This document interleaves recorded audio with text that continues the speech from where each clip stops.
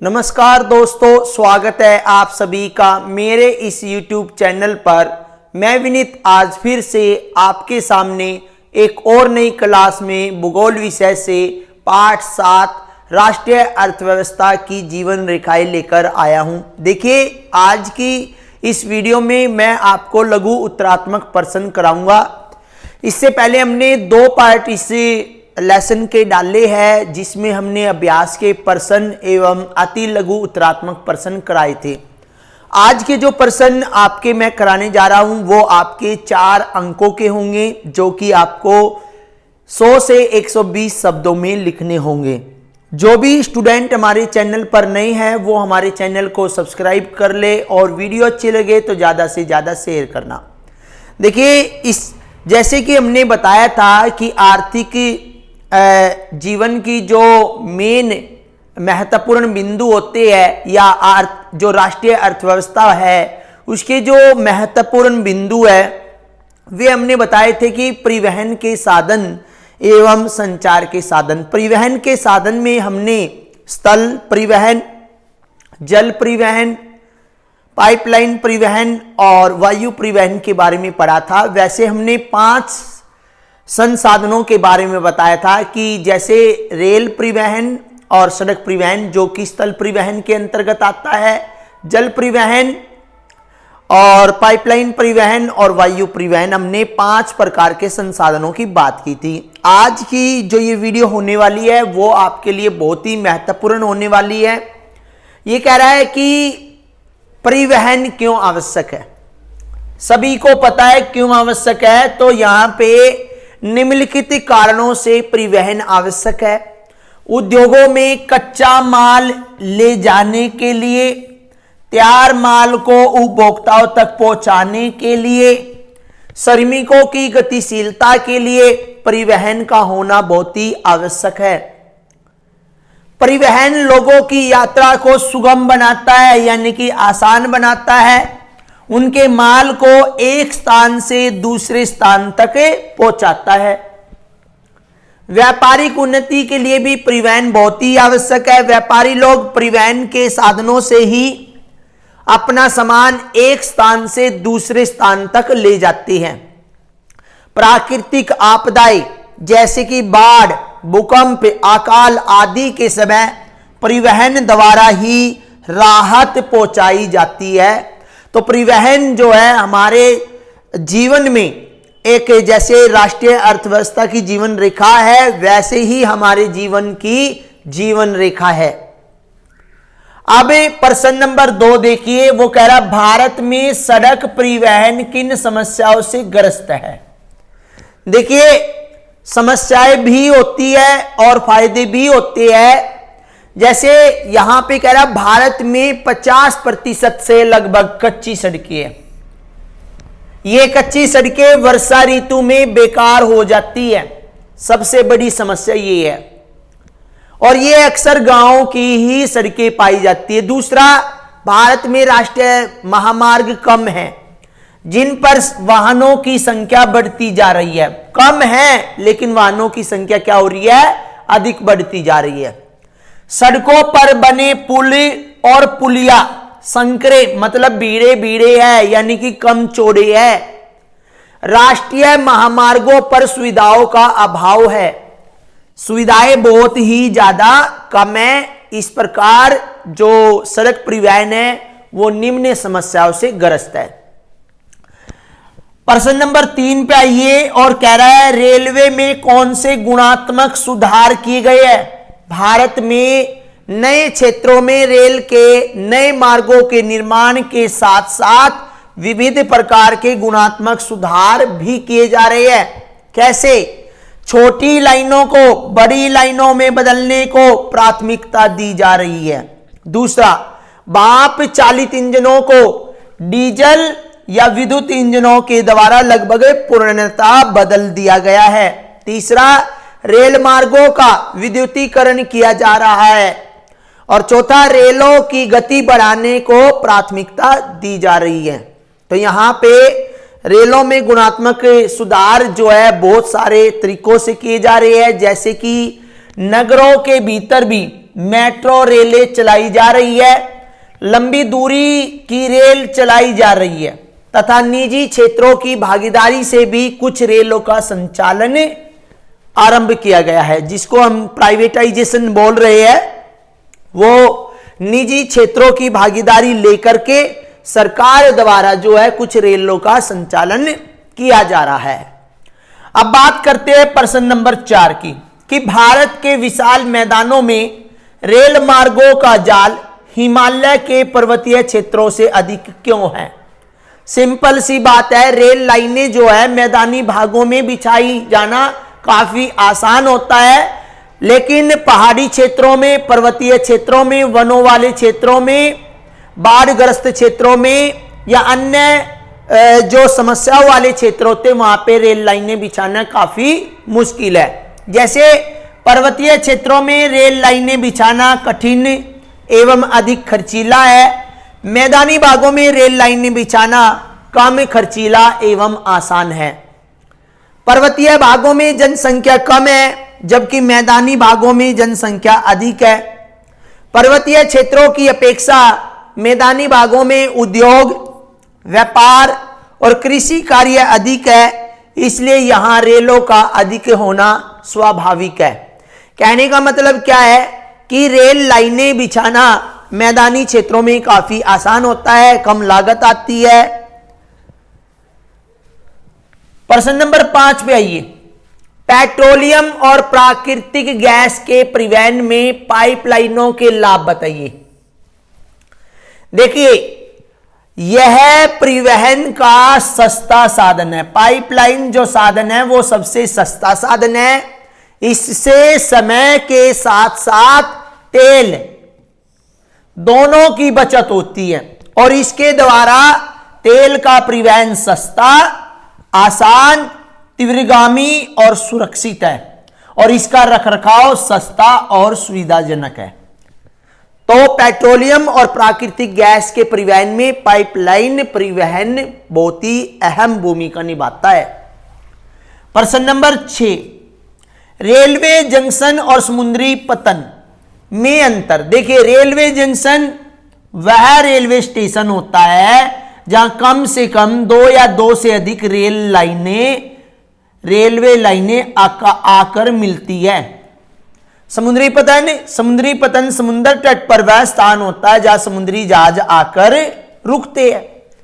Railway junction से कई रेलगाड़ियां अपनी यात्रा आरंभ करती है और अपनी यात्रा समाप्त करती है। समुद्री पतन से जहाज पर सामान और यात्रियों को चढ़ाया और उतारा जाता है। दिल्ली, मुंबई, कानपुर आदि रेलवे जंक्शन है। मुंबई, विशाखापट्टनम, चेन्नई ये समुद्री पतन है। देखिए, रेलवे जंक्शन पर रेल आकर रुकती है और समुद्री पतन पर समुद्र में समुद्री जहाज आकर रुकते हैं। अब प्रश्न नंबर 7, परिवहन और संचार में अंतर स्पष्ट कीजिए। दोनों ही महत्वपूर्ण है। यात्रियों और वस्तुओं को एक स्थान से दूसरे स्थान ले जाना परिवहन कहलाता है। संदेशों या सूचनाओं को एक स्थान से दूसरे स्थान पर पहुंचाना संचार कहलाता है। बस, रेल, वायुयान परिवहन के साधन है। समाचार पत्र, पत्रिकाएं, रेडियो, टेलीविजन, इंटरनेट, लिफाफे, पत्र ये सभी संचार के साधन है। परिवहन में वस्तुओं और व्यक्तियों के स्थान में परिवर्तन होता है, जबकि इसमें स्थान परिवर्तन की आवश्यकता नहीं होती। अब प्रश्न नंबर 8, आधुनिक समय में संचार के साधनों की महत्ता का वर्णन कीजिए। आधुनिक समय में जो संचार का ज्यादा महत्व है उसका आपने वर्णन करना है। देखिए, संचार के साधनों द्वारा किसानों को कृषि के नए तरीकों से अवगत कराया जाता है। दूसरा, संचार के साधन प्राकृतिक आपदा जैसे भूकंप है, बाढ़ है आदि के समय बहुत काम आते हैं। इनसे सूचनाएं जल्दी दूर तक पहुंचाई जा सकती है। संचार के साधन युद्ध काल में सेना के लिए बहुत ही लाभकारी होते हैं और संचार के साधनों से व्यापारी वर्ग अपनी व्यापारिक सूचनाओं का आदान प्रदान करते हैं। कहने का मतलब ये है संचार के साधन जो है अहम भूमिका निभाते हैं। अब प्रश्न नंबर 9, भारत में पाइपलाइन परिवहन पर संक्षिप्त नोट लिखिए। देखिए, पाइपलाइन परिवहन का प्रयोग खनिज तेल, अन्य पेट्रोलियम पदार्थ और प्राकृतिक गैस को देश के विभिन्न भागों में ले जाने के लिए किया जाने लगा है। और पाइपलाइनों द्वारा खनिज तेल को उत्पादन क्षेत्र से, जहां से खनिज निकलता है, परिष्करणशालाओं तक और परिष्कृत पदार्थों को उपभोक्ता स्थानों तक ले जाया जा रहा है। प्राकृतिक गैस को पाइपलाइनों द्वारा उत्पादन क्षेत्र से ताप विद्युत केंद्रों, उर्वरक कारखानों तक ले जाया जा रहा है। और पाइपलाइनों के जो जाल है वे इस प्रकार बिछे हुए, कैसे? ऊपरी असम तेल क्षेत्र से कानपुर तक यह पाइपलाइन गुवाहाटी, बरौनी और इलाहाबाद होती हुई कानपुर तक जाती है। इसकी कई शाखाएं हैं। गुजरात में सलाया से जालंधर यानी पंजाब तक ये पाइपलाइन विरमगांव, मथुरा, दिल्ली, पानीपत होकर जालंधर तक जाती है। यह पेट्रोलियम पदार्थ ले जाने वाली पाइपलाइन है। हजीरा से जगदीशपुर, हजीरा, विजयपुर, जगदीशपुर तक यह प्राकृतिक गैस पाइपलाइन है जो हजीरा से विजयपुर, जैसे बताया, होती हुई जगदीशपुर तक जाती है। और इसकी शाखा कोटा, शाहजहांपुर वहां तक गई हुई है। और ये दिल्ली के समीप डबरोला तक चली गई है। कहने का मतलब है ये पाइपलाइनें जो है अत्यधिक सुविधाजनक, सस्ती, कम खर्चीली। और इसके अतिरिक्त भारत में ये पाइपलाइनें भी है मुंबई हाई, मुंबई के मध्य, मुंबई और पूना के मध्य।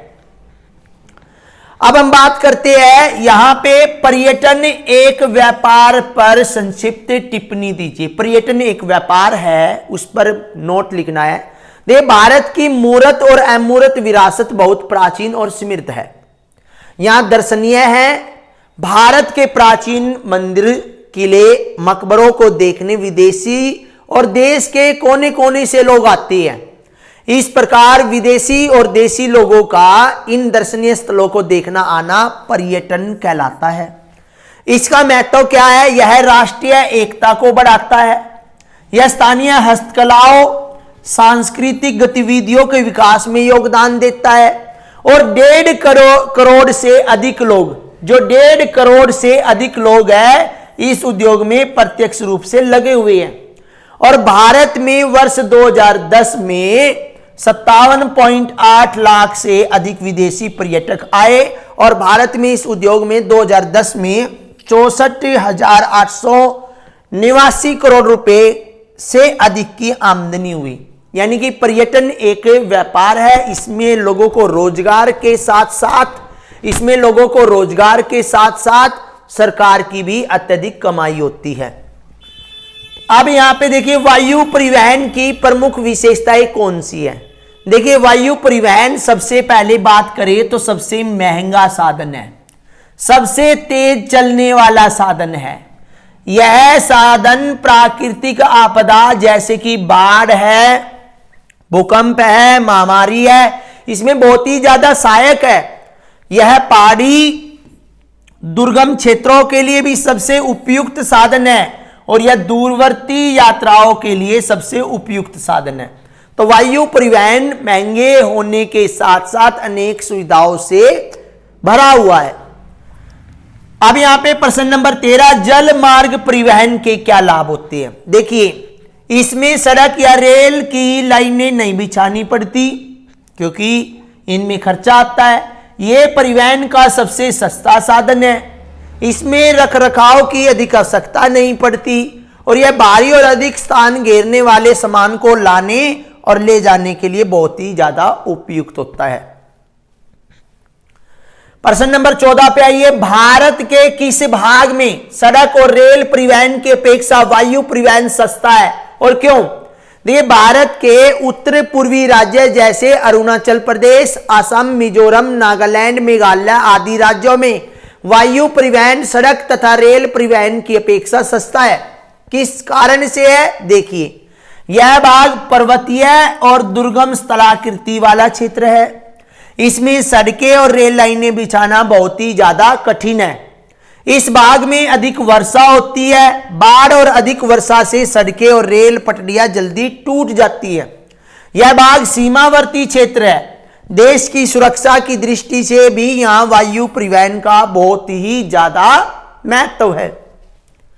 अब बात करते हैं प्रश्न नंबर 15 की कि रेल मार्ग के विद्युतीकरण के लाभ बताइए। देखिए इससे रेलों की गति बढ़ती है, कोयले पेट्रोलियम पदार्थों की बचत होती है, प्रदूषण रहित परिवहन में सहायक है और माल की ढुलाई और यात्रियों की बढ़ती संख्या के परिवहन में सहायक बनता है। रेल मार्ग जो है वो ज्यादा ही सस्ता और महत्वपूर्ण है। इसके बाद प्रश्न नंबर 16 सीमांत सड़कों के महत्व की व्याख्या कीजिए। और भारत की सीमांत सड़कों का निर्माण सीमा सड़क संगठन करता है। कैसे? देखिए ये कह रहा है सीमांत सड़कों के महत्व की व्याख्या कीजिए, तो यहां से ही उत्तर स्टार्ट हो रहा है। भारत की सीमांत सड़कों का निर्माण सीमा सड़क संगठन करता है और इनकी स्थापना 1960 में की गई थी और इन सड़कों का सामरिक महत्व बहुत ही ज्यादा होता है। सीमांत क्षेत्र के आर्थिक विकास में ये सड़कें बहुत ही ज्यादा महत्वपूर्ण कार्य करती है। देश की सीमाओं की सुरक्षा में भी ये सड़कें महत्वपूर्ण योगदान देती है। कैसे? युद्ध काल में सैनिकों के पास और हथियार, खाना और उनकी आवश्यक वस्तुओं को पहुंचाने का कार्य भी इन्हीं सड़कों के द्वारा किया जाता है। देखिए आज की इस क्लास के अंदर हमने आज की इस क्लास के अंदर हमने लघु उत्तरात्मक प्रश्न किए। जो भी स्टूडेंट हमारे चैनल पर नए हैं वो हमारे चैनल को सब्सक्राइब कर ले। वीडियो अच्छी लगे तो ज़्यादा से ज़्यादा शेयर करें और यदि किसी बच्चे को कोई प्रश्न में प्रॉब्लम है तो वो अपना प्रश्न कमेंट सेक्शन में लिखकर भेजे। धन्यवाद।